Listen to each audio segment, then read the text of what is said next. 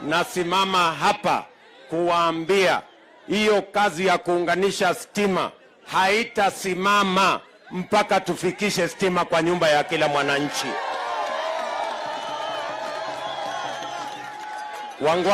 Wangwana wa Egwanda, tunakubaliana? Mimi nimekuja hapa kwa unyenyekevu mkubwa.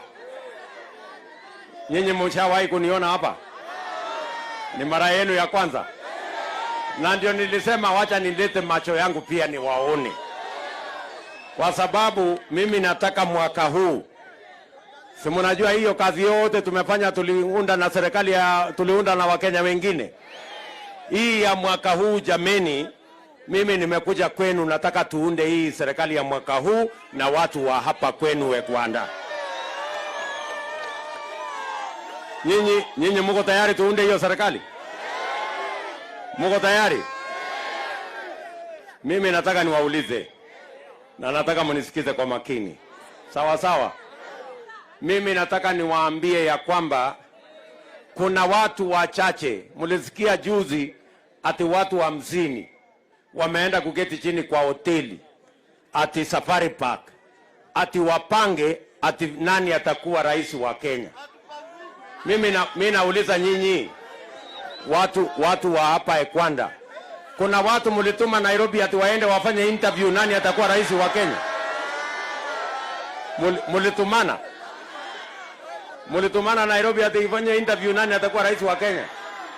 Wale wako Nairobi ndio wataamua ama ni nyinyi ndio mtaamua? Sasa sikizeni rafiki zangu, unajua kuna watu wako na madharau mingi na mambo ya kiburi, ati watu 50 kwa sababu wako na pesa ati wanaenda na keti chini kwa hoteli ati wanataka kutupangia ati nani atakuwa kiongozi wa Kenya. Mimi nauliza hawa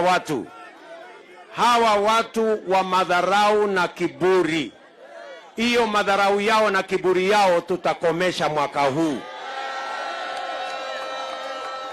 Ama mnasemaje watu wa Egwanda? Madharau hiyo na kiburi aina hiyo ati watu wachache kwa sababu wako na pesa kwa bank account yao wanasema wanataka kutuamulia. Mimi nataka niwaambie hiyo watu lazima tuwakomeshe, kwa sababu tusipowakomesha hiyo kiburi na madharau yao, mwisho watakuja watuambie nyinyi hamuna pesa, leteni bibi zenu tuwazalie watoto.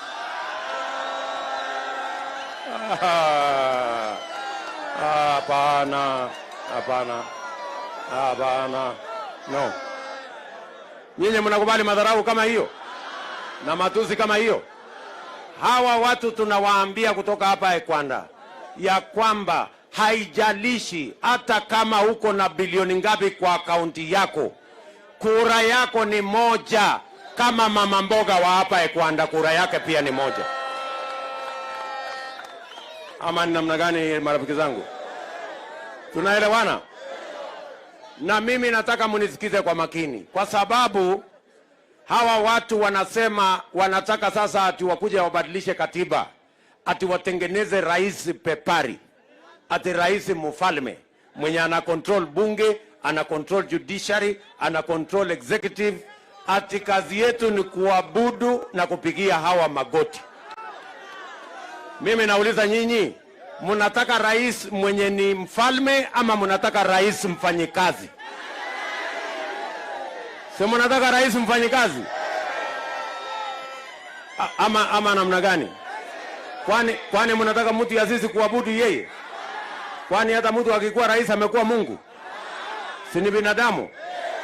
So mimi nauliza nyinyi watu wa Egwanda, kwa sababu wanasema wanataka kubadilisha katiba, watengeneze rais pepari, alafu wachukue handouts kidogo kidogo, sijui 1000 ngapi, wakuje wapatia hawa vijana, ndio hawa vijana wanyamaze wasipige kelele. Hawa vijana ni wakupangiwa handout ama ni wakupangiwa ajira na biashara? Si hawa vijana tuwapangie ajira na biashara jameni? Ama namna gani watu wa Egwanda? Ndio mimi nataka munisikize vizuri. Mwaka huu mimi nataka munisikie, Tutaweka bilioni 100 kupanga ajira ya hawa vijana kwanza hawa.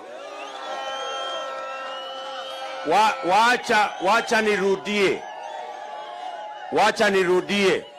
Mimi ninasema hivi, mwaka huu tunaweka bilioni 100 kwa mambo ya housing, agroprocessing, value addition na manufacturing, ndio tupange kwanza ajira ya hawa vijana wetu, watoto wetu ambao hawana ajira. Mimi nauliza nyinyi watu wa Ekwanda, si tuko na watoto manyumbani wamemaliza shule, wako na certificate, diploma na degree wengine? Tusipowapangia ajira hao watoto tutawapoteza. Mimi nawaambia priority ni kubadilisha katiba, tutengeneze vyeo na mamlaka ya viongozi, ama priority ni kupanga ajira ya hawa vijana? Si tupange kwanza hawa vijana wetu. Kila boma haikosi watoto 2 watatu wamemaliza shule, lakini kuna watu wanasema ati hawa vijana wangoje kwanza tubadilishe katiba wapate vyeo na mamlaka. Watu wawache hiyo maneno bwana. Sijui kama tunaelewana watu wa Ekwanda. Ndio nimekuja hapa mapema, na mimi nikisimama hapa, mimi ni Deputy President of the Republic of Kenya, na mimi si wazimu, na mimi si mjinga. I know what I am saying. Nyinyi mnanielewa? Priority number 1, tuweke 100 billion tupange ajira ya hawa vijana vile tulikuwa tumepanga ndani ya Big 4, lakini hawa watu wakatuletea ukora, sijui rege, sijui nini, ile mambo yote ikapotea. Nyinyi mnanielewa? Jambo la pili, tunasema kazi ni kazi. Hata kama biashara yako ni kidogo, ni jukumu letu kama serikali kukusaidia biashara yako iwe biashara kubwa kesho. Nyinyi mnanielewa jameni? Na ndio mimi ninasema 80%, 80% kwa wale mumesoma, 80% ya biashara yote inafanywa na micro, small and medium enterprise. 80%. Na hiyo micro enterprise ni hii mama mboga, na hiyo micro ni hiyo bodaboda, ile ingine ni Kiingereza tu ya kuweka manini, lakini hiyo ndio kazi. Nyenye mnanielewa? Na hawa watu wanaofanya biashara hapa chini hawana mahali ya kukopa pesa, hawana msaada yoyote. Ndio tunasema mwaka huu, nyenye mnanielewa watu wa Ekwanda? Mnanielewa? Unajua nilikuja hapa Luanda, si ndio? Ngojeni vijana, ngojeni. Nilikuja hapa Luanda, nikalete 3 nikapatia kina mama wa soko pale. Si ni kweli? Si mnakumbuka? Nilikuja hapa nikasaidia bodaboda. Sasa wana kitendawili alikuwa analalamika juzi, anasema huyu Ruto anatoa wapi milioni 2? Huyu Ruto anatoa wapi milioni 1 ya kupatia watu ya bodaboda? Mbona ametoa milioni 2 ya kupatia watu ya wamama wa soko? Sasa wewe unalalamika milioni 1, milioni 2, pesa kidogo. Mwaka hii tunaweka bilioni 50 kwa biashara ya hawa watu wa chini. Munisikize. Ndio tumalize kiburi na madharau ya hawa watu.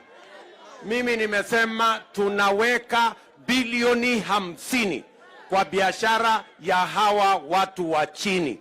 Kwani iko makosa tukiweka pesa serikali kwa biashara ya mama mboga ama biashara ya bodaboda? Kwani wa bodaboda si wa Kenya? Si ni wa Kenya? So hawa watu wawache kulalamika na hii pesa kidogo wanalaumu mimi. Hakuna kitu wameona. Sijui kama tunaelewana watu wa Ekwanda. Tunaelewana? Muambie Hasla amesema ataweka bilioni 50 pesa ya serikali kwa biashara ya hao watu wa chini hapa. Nyinyi mnanielewa? Na sikizeni watu wa Ekwanda. Hawa watu sio ya kwamba hawana pesa. Nyinyi mnanielewa? Hawa watu ni matajiri, mabilionea. Lakini wako na kiburi na madharau, wanafikiri kazi yetu ni kuabudu hawa na kuwapigia makofi na kuwapigia kura. Hapana. Kwani nyinyi hamjui? Hii pombe yote inauzwa humu, hii pombe yote inamaliza watoto wetu, si inatengenezwa kwa kampuni yao hapa chini?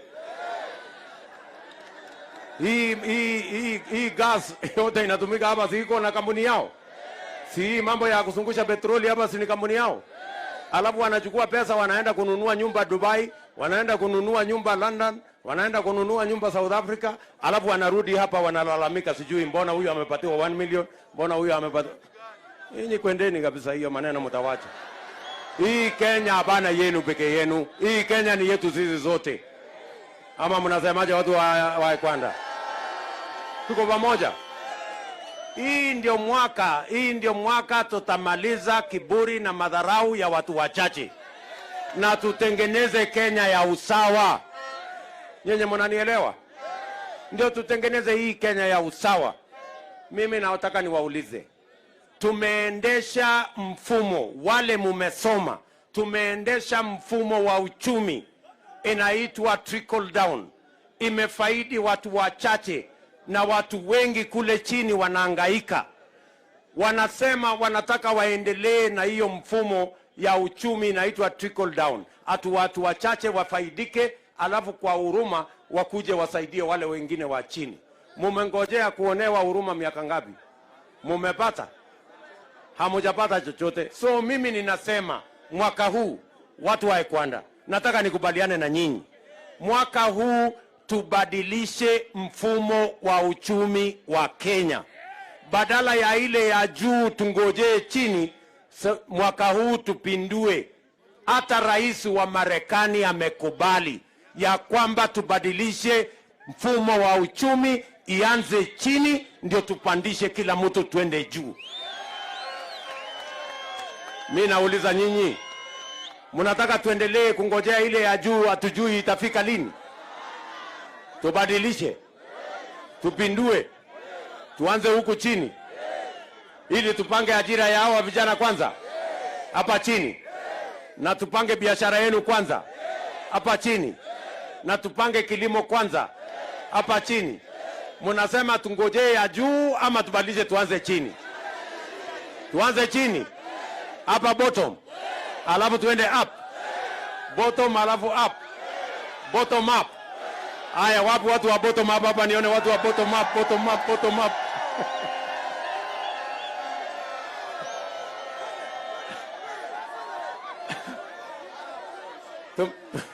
Tumekubaliana watu wa Kwanda?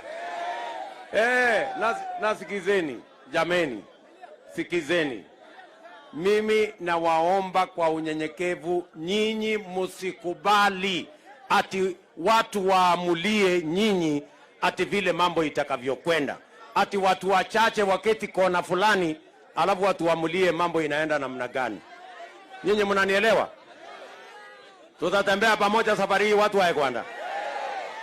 Nyinyi mko tayari tuunde hii serikali ya mahasla hii? Serikali ambayo inaelewa lugha ya mwananchi wa kawaida, inaelewa biashara ya mwananchi wa chini. Nyinyi mnanielewa? Ndio mimi nasimama hapa, na mkiniona hapa mimi sina shida na mtu. Si mimi nilifanya kampeni ya ODM 207? Si nilisaidia bwana Kitendawili mpaka akakuwa prime minister? Si nimesaidia rafiki yangu Uhuru Kenyatta mpaka amekuwa rais? Sasa nimesema nafasi iliyoko sasa ni hawa mahasla. Hawa tuwapange. Ama namna gani? Sasa mimi nauliza nyinyi. Siku ile mimi nilikuwa nafanyia campaign Bwana Tinga, walikuwa wanasema mimi ni mtu mzuri sana. Siku ile mimi nafanya kampeni ya Uhuru Kenyatta, walikuwa wanasema mimi ni mtu mzuri sana. Saa hii nimesema hoja nisaidie hawa mahasla, wameanza kuniita majina, Ruto muizi, sijui Ruto nini, sijui Ruto nini. Nyinyi wacheni bwana, wacheni maneno. Mbona hamkusema siku ile yote? Watu wawache hiyo maneno.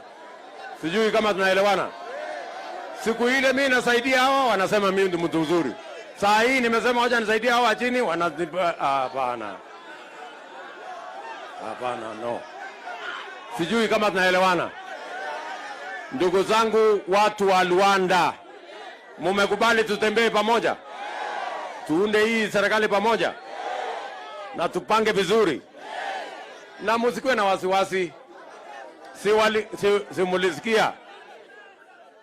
Simulisikia huyo mzee wetu wa nyororo hapa. Huyo anaweka nyororo kwa shingo. Si alikuwa anasema ati Ruto hawezi kufika 2022? Si walikuwa wanasema ati sitafika kwa debe? Si mwaka wa debe ndio hii. Sasa wameona hiyo imeshindikana. Sasa wametengeneza propaganda ingine.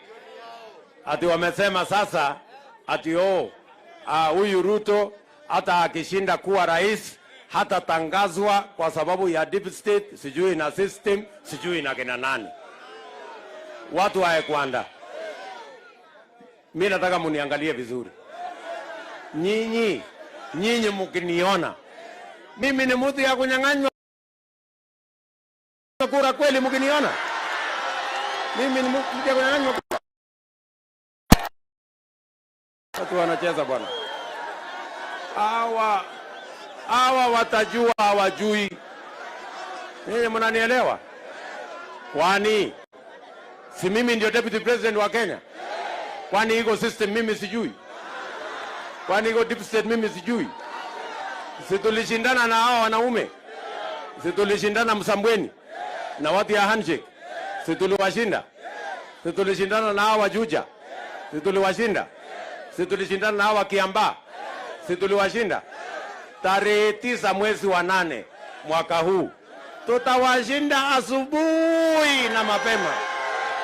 And there is nothing they will do.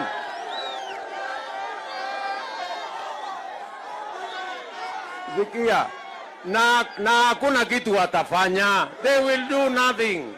Hakuna kitu watafanya. Hakuna kitu watafanya. Sijui kama tunaelewana. Kwa sababu wenye kuamua ni wananchi.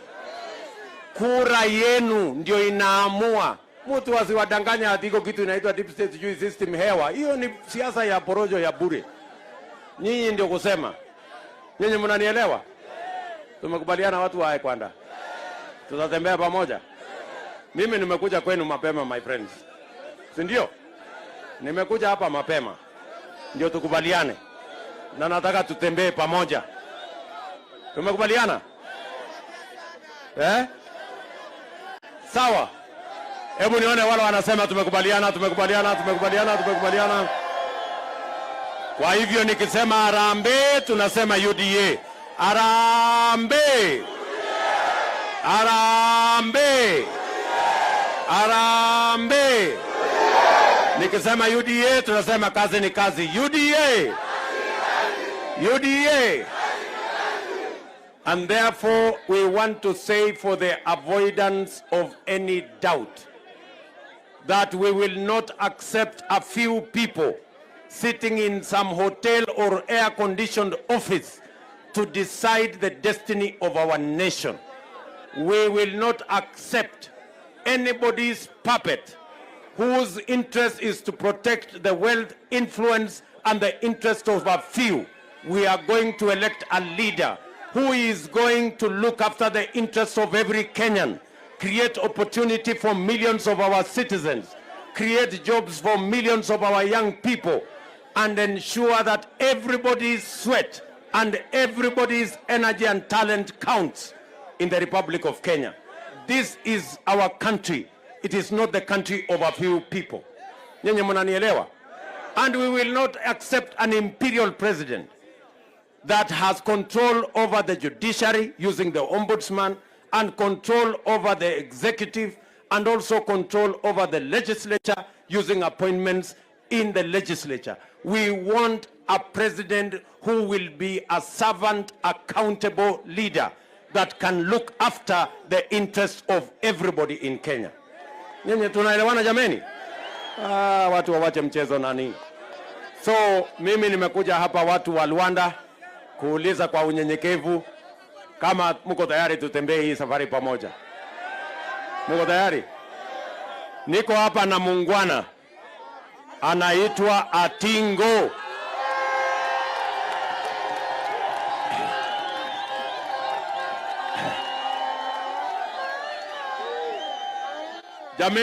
Jameni, simunipatie hii huyu mjamaa akuwe mjumbe, nitembee na yeye niunde hii Kenya pamoja na yeye. Wewe Atingo, haya semeko kitu.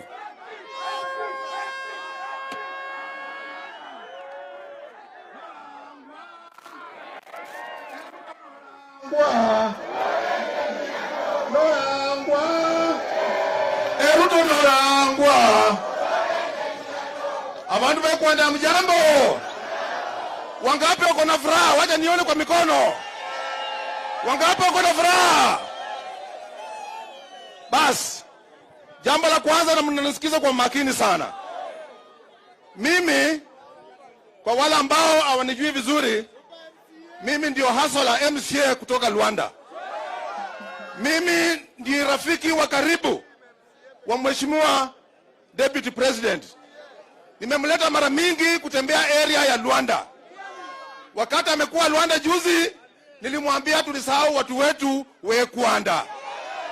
Na nikamwambia akipata nafasi ya haraka tutembelee watu Wekuanda. Mmefurahi? Wapi nione kwa mikono? Mimi, na mnisikize makini sana, nimefanya kazi ya MCA kwa miaka 10 sasa. Tabu ya mama mboga mimi naielewa. Shida ya school fees mimi naijua. Shida ya njaa kuuma mimi najua. Kwa sababu kuna watu wengine ukimwambia ulilala njaa, anafikiri ulikuwa umekosa appetite. Sisi kama ni kulala njaa tunifanye nini? Kwa hivyo mimi, na nataka niwaambie hivi. Wakati hustle anaunda serikali, lazima akuwe na watu wa kujali mwananchi wa kawaida. Awe na wananchi, watu ambao wanajali mwananchi wa kawaida karibu na yeye. Mnaniruhusu niende nikae na yeye karibu huko? Mndanipa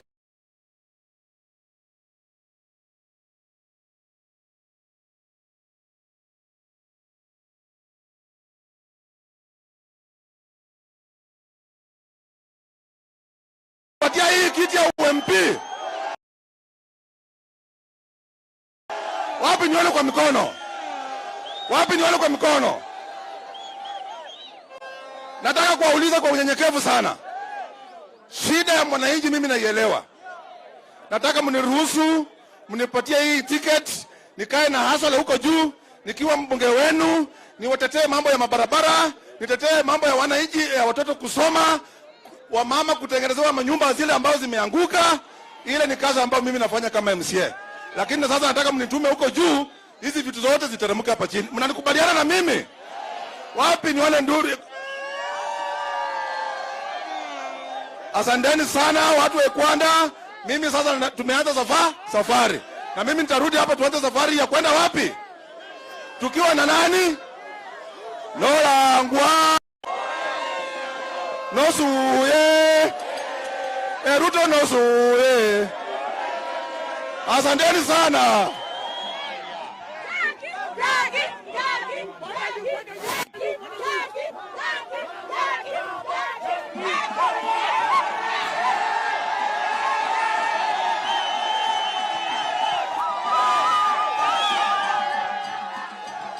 Watu wa Kwanda, Bwana Yesu asifiwe. Amosoute. Nyasaye ber. Sechete. Abanyore baje mirembe. Watu wa Kwanda, mmesaulika sana. Watu wanasema muko upande hii na upande hii. Lakini nataka waambia wamama, msiwe na wasiwasi. Mama kaunti wenyu Jacqueline Mwenesi amekuja na ameleta Ruto na atawasaidia. Vijana wamama munanipa ruhusa nifanye kazi na UDA. Wangapi wanasema Jacqueline Mwenesi fanya kazi na William Ruto? Mtanisaidia. Jambo lingine, vijana wameumia. Shylock imechukua vijana wakichukua pikipiki wanalipa pesa mingi. Kwa serikali ya Ruto utakuwa unachukua pikipiki lakini kwa bei ya chini. Wamama, mimi ni mama ambaye siogopi. Mimi ni mama ambaye sibabaishwi. Muradi mama wa chini amefaidika. Wajane msikuwe na wasiwasi, mama mboga msikuwe na wasiwasi. Tutafanya kazi na William Samoei Arap Ruto. Watu wa Ekwanda, wangapi watanichagua niwe women rep? Oye! Asanteni sana na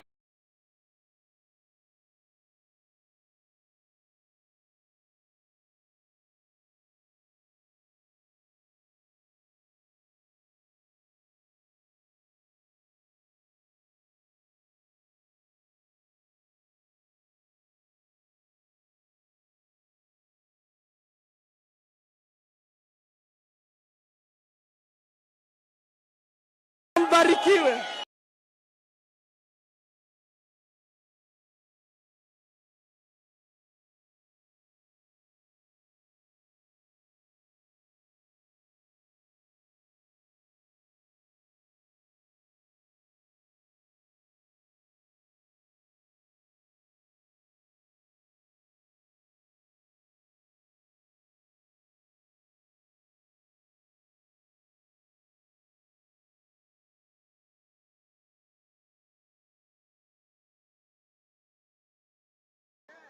Tunakubaliana jameni? Hapa Vihiga vile tulikubaliana tutafanya kazi kule Kenya. Sawa sawa. Tukasema wakati tunajenga barabara za Kenya lazima pia tujenge zenu hapa Vihiga. Tulianza na hii barabara ya kutoka hapa Ekwanda iende mpaka Luanda. Hata ingawaje contractor anatusumbua, lakini hiyo barabara lazima tujenge, tuweke lami. Tunaelewana? Tukaenda mkatuuliza barabara ya kutoka Esirulo iende mpaka Magada. Hiyo barabara tunatengeneza saa hizi. Mkatuuliza tena kutoka Magada kwenda Mbale na kutoka Mbale mpaka ifike Luanda tena. Hiyo barabara tumeanza mwaka huu na tunataka tuikamilishe in the next 2 years. Nilikuja hapa tena mkatuuliza barabara ya kule Hamisi, barabara ya kutoka Jisambai kwenda mahali inaitwa Shamahoho na kwenda mpaka ifike mahali inaitwa Cheptulu. Hiyo barabara saa hizi tumetengeneza kilomita 10, tumeweka lami. Na mimi nataka niwahakikishie hiyo barabara ikifika Cheptulu tutasukuma ifike mahali inaitwa Muhudu, alafu iende mpaka Museno, alafu ndio tuunganishe Vihiga na Kakamega. Nyinyi mnanielewa? Tunajua hii barabara yenu hii ya kutoka Kombewa, contractor ametuletea kisirani mingi. Sasa mimi nataka nimtangazie leo, kama ameshindwa na barabara hii kutengeneza, aende achome makaa. Ndio. Si tunasema kazi ni kazi. Si hata kuchoma makaa ni kazi. Kama ameshindwa na barabara, si aende achome makaa. Kwa sababu hiyo barabara imekaa muda mrefu na anahangaika tu hapo kusunguka hapa juu na chini. Na ndio mimi nilisema nitakanyaga hapa leo nijionee kwa macho. Na nimeona kweli huyo jamaa anafanya mzaha. Tunaelewana? Kwa sababu Waswahili wanasema ahadi ni nini? Na dawa ya deni ni kulipa. Tuliwaahidi hii barabara yenu ya kutoka Kombewa mpaka ifike kule Maseno, na tunataka hiyo barabara itengenezwe na iwekwe lami, ndio tuhakikishe ya kwamba kila sehemu ya Kenya wakati tunapiga hatua na kila mtu. Tunaelewana watu wa Ekwanda? Hapa kwenu tulikubaliana wakati tunapanga mambo ya elimu ya watoto wa Kenya, lazima pia tupange elimu ya vijana wa hapa Vihiga. hapa Vihiga County 2013 mulikuwa na college moja peke yake pale Kaimosi. Tunaelewana? Lakini leo tumejenga Technical Training College ya Emuhaya, iko complete, kuna wanafunzi. Tumejenga Technical Training College ya kule Vihiga, mahali nimetoka saizi. Tumekamilisha pale Chenzeiwe na watoto wanasoma. Tumekamilisha pia Technical Training College ya Sabatia ambayo tumejenga. Sasa tuko na colleges 3 mpya hapa Vihiga County ili tuweze kupanga vijana wetu hawa wasome ufundi, wasome teknolojia, wasome taaluma zile zingine, ndio tuweze kuwapanga na ajira tukienda mbele. Watu wa Ekwanda tunaelewana? Tulikubaliana vile vile ya kwamba wakati tunaunganisha stima Kenya, lazima tuunganishe stima ya watu wa hapa Vihiga. Tulianza mwaka wa 2013. Watu walikuwa na stima hapa 2013 Vihiga County mzima walikuwa ni watu 14,000. Lakini leo tumefikisha watu 85,000 tumewaunganishia stima. Lakini mimi najua stima haijafika kwa nyumba ya kila mtu. Mimi nawaambia, nasimama hapa kuwaambia, hiyo kazi ya kuunganisha stima haitasimama mpaka tufikishe stima kwa nyumba ya kila mwananchi.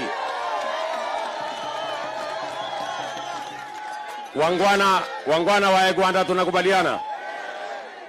Mimi nimekuja hapa kwa unyenyekevu mkubwa. Nyinyi mshawahi kuniona hapa? Ni mara yenu ya kwanza? Na ndio nilisema wacha nilete macho yangu pia niwaone. Kwa sababu mimi nataka mwaka huu, si mnajua hiyo kazi yote tumefanya, tuliunda na serikali tuliunda na Wakenya wengine. Hii ya mwaka huu jameni, mimi nimekuja kwenu, nataka tuunde hii serikali ya mwaka huu na watu wa hapa kwenu Ekwanda. Nyinyi mko tayari tuunde hiyo serikali? Mko tayari? Mimi nataka niwaulize na nataka mnisikize kwa makini. Sawa sawa? Mimi nataka niwaambie ya kwamba kuna watu wachache, mlisikia juzi ati watu 50 wameenda kuketi chini kwa hoteli ati Safari Park, ati wapange ati nani atakuwa rais wa Kenya. Mimi nauliza nyinyi watu wa hapa Ekwanda, kuna watu mulituma Nairobi ati waende wafanye interview nani atakuwa rais wa Kenya? Mulitumana Nairobi ati ifanye interview nani atakuwa rais wa Kenya? Wale wako Nairobi ndio wataamua ama ni nyinyi ndio mtaamua? Sasa sikizeni rafiki zangu, unajua kuna watu wako na madharau mingi na mambo ya kiburi. Ati watu 50 kwa sababu wako na pesa ati wanaenda na keti chini kwa hoteli ati wanataka kutupangia ati nani atakuwa kiongozi wa Kenya. Mimi nauliza hawa watu wa madharau na kiburi, hiyo madharau yao na kiburi yao tutakomesha mwaka huu. Ama mnasemaje watu wa Ekwanda? Madharau hiyo na kiburi aina hiyo, ati watu wachache kwa sababu wako na pesa kwa bank account yao wanasema wanataka kutuamulia. Mimi nataka niwaambie, hiyo watu lazima tuwakomeshe, kwa sababu tusipowakomesha hiyo kiburi na madharau yao, mwisho watakuja watuambie, nyinyi hamuna pesa, leteni bibi zenu tuwazalie watoto.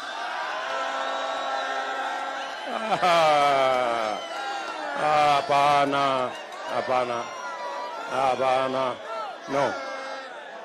Nyinyi mnakubali madharau kama hiyo na matusi kama hiyo? Hawa watu tunawaambia kutoka hapa Ekwanda ya kwamba haijalishi hata kama uko na bilioni ngapi kwa akaunti yako, kura yako ni moja.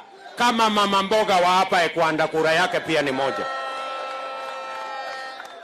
Ama ni namna gani marafiki zangu? Tunaelewana? Na mimi nataka munisikize kwa makini, kwa sababu hawa watu wanasema wanataka sasa ati wakuja wabadilishe katiba, ati watengeneze rais pepari, ati rais mfalme mwenye ana control bunge, ana control judiciary, ana control executive, ati kazi yetu ni kuabudu na kupigia hawa magoti. Mimi nauliza nyinyi, mnataka rais mwenye ni mfalme ama mnataka rais mfanyikazi? Si mnataka rais mfanyikazi? Ama namna gani? Kwani mnataka mtu ya sisi kuabudu yeye? Kwani hata mtu akikuwa rais amekuwa Mungu? Si ni binadamu?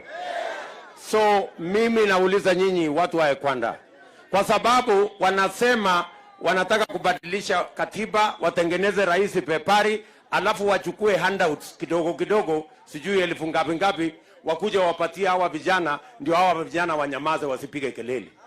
Hawa vijana ni wakupangiwa handout ama ni wakupangiwa ajira na biashara? Si hawa vijana tuwapangie ajira na biashara jameni? Ama namna gani watu wa Ekwanda? Ndio mimi nataka munisikize vizuri. Mwaka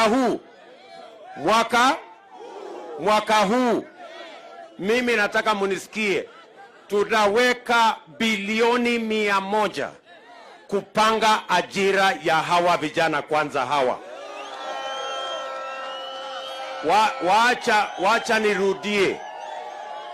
Wacha nirudie. Mimi ninasema hivi, mwaka huu tunaweka bilioni 100 kwa mambo ya housing, agroprocessing, value addition na manufacturing, ndio tupange kwanza ajira ya hawa vijana wetu, watoto wetu ambao hawana ajira. Mimi nauliza nyinyi watu wa Ekwanda, si tuko na watoto manyumbani wamemaliza shule, wako na certificate, diploma na degree wengine? Tusipowapangia ajira hao watoto tutawapoteza. Mimi nawaambia priority ni kubadilisha katiba, tutengeneze vyeo na mamlaka ya viongozi, ama priority ni kupanga ajira ya hawa vijana? Si tupange kwanza hawa vijana wetu. Kila boma haikosi watoto 2 watatu wamemaliza shule, lakini kuna watu wanasema ati hawa vijana wangoje kwanza tubadilishe katiba wapate vyeo na mamlaka. Watu wawache hiyo maneno bwana. Sijui kama tunaelewana watu wa Ekwanda. Ndio nimekuja hapa mapema, na mimi nikisimama hapa, mimi ni Deputy President of the Republic of Kenya, na mimi si wazimu, na mimi si mjinga. I know what I am saying. Nyinyi mnanielewa? Priority number 1, tuweke 100 billion tupange ajira ya hawa vijana, vile tulikuwa tumepanga ndani ya Big 4. Lakini hao watu wakatuletea ukora, sijui rege, sijui nini, ile mambo yote ikapotea. Nyinyi mnanielewa? Jambo la pili, tunasema kazi ni kazi.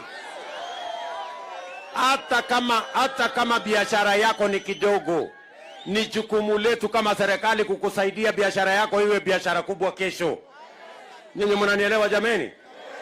Na ndio mimi ninasema 80%, 80% kwa wale mumesoma, 80% ya biashara yote inafanywa na micro, small and medium enterprise. 80%.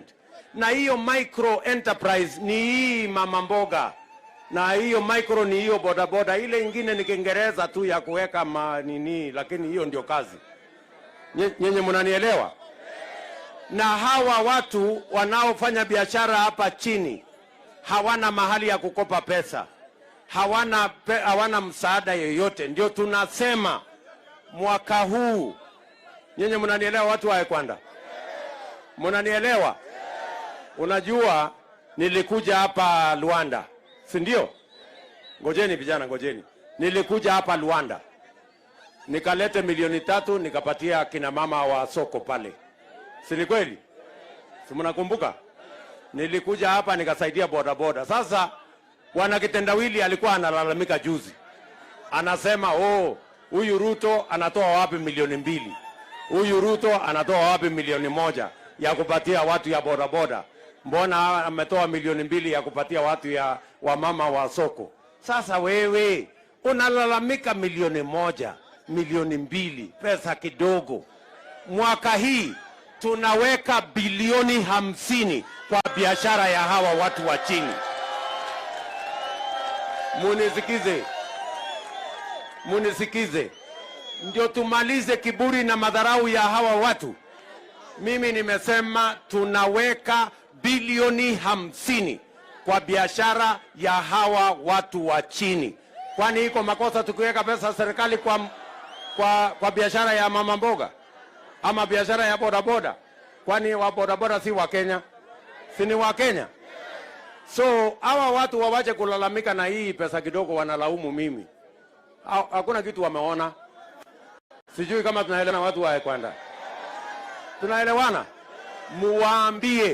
Muambie Hasla amesema ataweka bilioni 50 pesa ya serikali kwa biashara ya hao watu wa chini hapa. Nyinyi mnanielewa? Na sikizeni watu wa Ekwanda. Hawa watu sio ya kwamba hawana pesa. Nyinyi mnanielewa? Hawa watu ni matajiri, mabilionea, lakini wako na kiburi na madharau. Wanafikiri kazi yetu ni kuabudu hawa na kuwapigia makofi na kuwapigia kura. Hapana. Kwani nyinyi hamjui? Hii pombe yote inauzwa humu, hii pombe yote inamaliza watoto wetu. Si inatengenezwa kwa kampuni yao hapa chini? Hii gas yote inatumika hapa, si iko na kampuni yao? Si mambo ya kuzungusha petroli hapa, si ni kampuni yao? Alafu wanachukua pesa wanaenda kununua nyumba Dubai, wanaenda kununua nyumba London, wanaenda kununua nyumba South Africa, alafu wanarudi hapa wanalalamika, sijui mbona huyu amepatiwa 1 million, mbona huyu amepatiwa. Nyinyi kwendeni kabisa, hiyo maneno mtawacha. Hii Kenya hapana yenu peke yenu. Hii Kenya ni yetu sisi zote. Ama mnasemaje watu wa Ekwanda? Tuko pamoja. Hii ndio mwaka tutamaliza kiburi na madharau ya watu wachache na tutengeneze Kenya ya usawa. Nyinyi mnanielewa? Ndio tutengeneze hii Kenya ya usawa. Mimi nataka niwaulize, tumeendesha mfumo, wale mumesoma, tumeendesha mfumo wa uchumi inaitwa trickle down. Imefaidi watu wachache na watu wengi kule chini wanahangaika. Wanasema wanataka waendelee na hiyo mfumo ya uchumi inaitwa trickle down. Watu wachache wafaidike, alafu kwa huruma wakuje wasaidie wale wengine wa chini. Mumengojea kuonewa huruma miaka ngapi? Mumepata? Hamujapata chochote. So mimi ninasema mwaka huu watu wa Ekwanda, nataka nikubaliane na nyinyi. Mwaka huu tubadilishe mfumo wa uchumi wa Kenya. Badala ya ile ya juu tungojee chini, mwaka huu tupindue. Hata rais wa Marekani amekubali ya kwamba tubadilishe mfumo wa uchumi, ianze chini ndio tupandishe kila mtu tuende juu. Mimi nauliza nyinyi, mnataka tuendelee kungojea ile ya juu hatujui itafika lini? Tubadilishe, tupindue, tuanze huku chini ili tupange ajira ya hawa vijana kwanza hapa chini, na tupange biashara yenu kwanza hapa chini, na tupange kilimo kwanza hapa chini. Mnasema tungojee ya juu ama tubadilishe tuanze chini? Tuanze chini hapa bottom, alafu tuende up, bottom alafu up, bottom up. Haya, wapi watu wa bottom up hapa? Nione watu wa bottom up, bottom up, bottom up.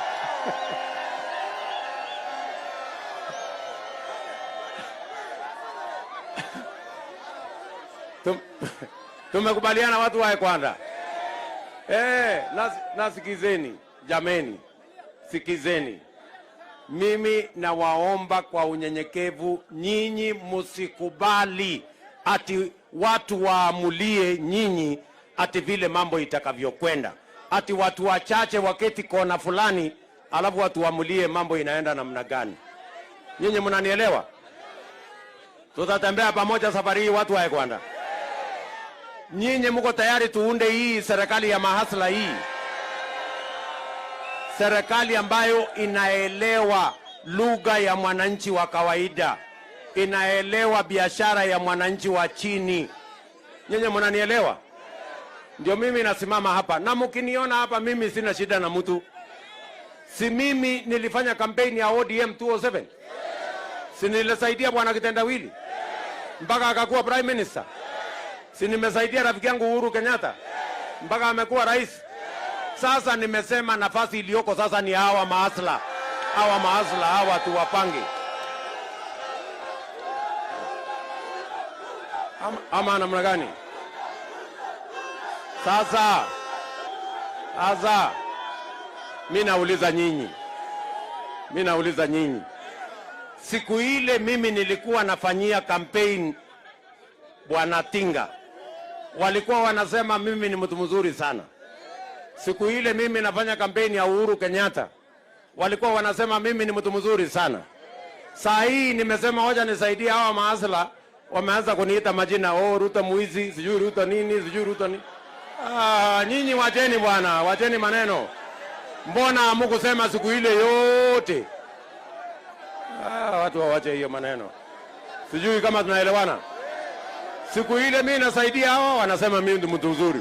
Saa hii nimesema hoja nisaidia hao wa chini, hapana. Hapana, no. Sijui kama tunaelewana. Ndugu zangu watu wa Luanda, mumekubali tutembee pamoja? Tuunde hii serikali pamoja? Na tupange vizuri? Na msikuwe na wasiwasi. Simulisikia huyu mzee wetu wa nyororo hapa. Huyo anaweka nyororo kwa shingo. Si alikuwa anasema ati Ruto hawezi kufika 2022? Si walikuwa wanasema ati sitafika kwa debe? Si mwaka wa debe ndio hii? Sasa wameona hiyo imeshindikana. Sasa wametengeneza propaganda ingine. Ati wamesema sasa ati huyu Ruto hata akishinda kuwa rais hata tangazwa kwa sababu ya deep state, sijui na system, sijui na kina nani. Watu wae kuanda. Mimi nataka muniangalie vizuri. Nyinyi mkiniona mimi ni mtu ya kunyang'anywa kura kweli? Mkiniona mimi ni mtu ya kunyang'anywa kura? Watu wanacheza bwana. Hawa watajua hawajui. Nyinyi mnanielewa? Kwani si mimi ndio deputy president wa Kenya? Kwani iko system mimi sijui? Kwani iko deep state mimi sijui? Situlishindana na hao wanaume? Situlishindana Msambweni na watu ya handshake? Situliwashinda? Situlishindana na hao Wajuja? Situliwashinda? Situlishindana na hao wa Kiambaa? Situliwashinda?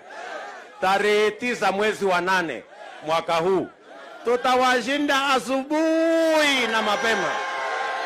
And there is nothing they will do.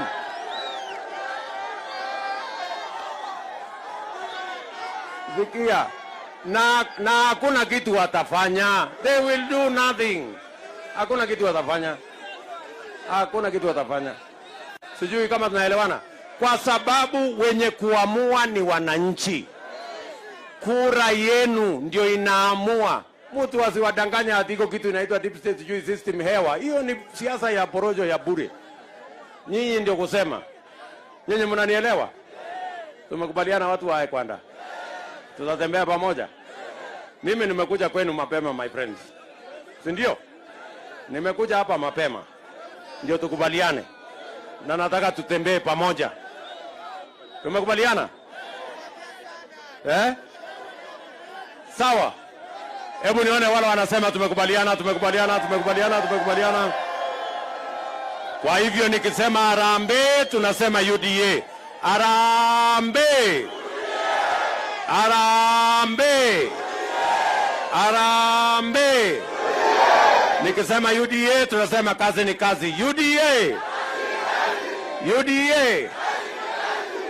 And therefore we want to say, for the avoidance of any doubt, that we will not accept a few people sitting in some hotel or air-conditioned office to decide the destiny of our nation.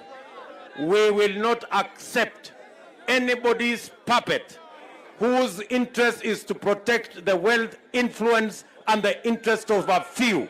We are going to elect a leader who is going to look after the interests of every Kenyan, create opportunity for millions of our citizens, create jobs for millions of our young people, and ensure that everybody's sweat and everybody's energy and talent counts in the Republic of Kenya. This is our country. It is not the country of a few people. Nyenye mnanielewa? And we will not accept an imperial president that has control over the judiciary using the ombudsman, and control over the executive, and also control over the legislature using appointments in the legislature. We want a president who will be a servant, accountable leader that can look after the interests of everybody in Kenya. Nyenye tunaelewana jameni? Watu wawache mchezo nani. So mimi nimekuja hapa watu wa Luanda kuuliza kwa unyenyekevu kama mko tayari tutembee hii safari pamoja. Mko tayari? Niko hapa na muungwana anaitwa Atingo.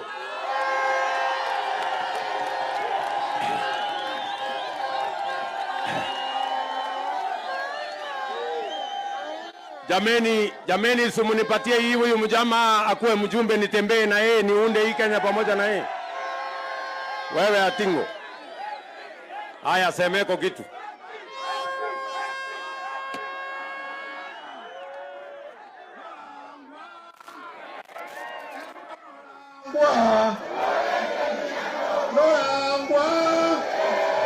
Ruto Norangwa. Abantu bekwenda mjambo. Wangapi wako na furaha? Wacha nione kwa mikono. Wangapi wako na furaha? Bas. Jambo la kwanza, na mnanisikiza kwa makini sana. Mimi kwa wale ambao hawanijui vizuri, mimi ndio Hasola MCA kutoka Luanda. Mimi ndiye rafiki wa karibu wa Mheshimiwa Deputy President. Nimemleta mara mingi kutembea area ya Luanda. Wakati amekuwa Luanda juzi, nilimwambia tulisahau watu wetu Wekwanda. Na nikamwambia akipata nafasi ya haraka tutembelee watu Wekwanda. Mmefurahi? Wapi nione kwa mikono? Mimi na mnisikize makini sana. Nimefanya kazi ya MCA kwa miaka 10 sasa. Tabu ya mama mboga mimi naielewa. Shida ya school fees mimi naijua. Shida ya njaa kuuma mimi najua. Kwa sababu kuna watu wengine ukimwambia ulilala njaa, anafikiri ulikuwa umekosa appetite. Sisi kama ni kulala njaa tunafanya nini? Kwa hivyo mimi na nataka niwaambie hivi. Wakati Hasola anaunda serikali, lazima akuwe na watu wa kujali mwananchi wa kawaida. Awe na wananchi, watu ambao wanajali mwananchi wa kawaida karibu na yeye. Mnaniruhusu niende nikae na yeye karibu huko? Mnanipatia hii kiti ya UMP? Wapi nione kwa mikono? Wapi nione kwa mikono? Nataka kuwauliza kwa unyenyekevu sana. Shida ya mwananchi mimi naielewa. Nataka mniruhusu, mnipatie hii ticket, nikae na Hasola huko juu, nikiwa mbunge wenu, niwatetee mambo ya mabarabara, nitetee mambo ya wananchi, ya watoto kusoma, wa mama kutengenezewa manyumba zile ambazo zimeanguka. Ile ni kazi ambayo mimi nafanya kama MCA.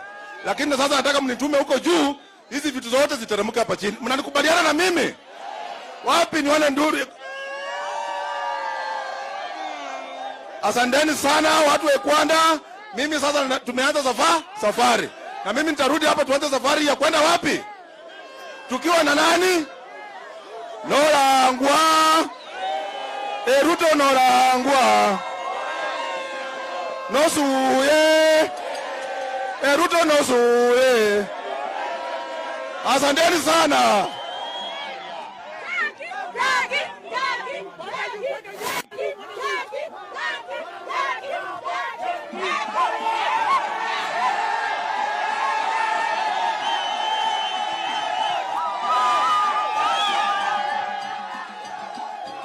watu wa Kwanda, Bwana Yesu asifiwe.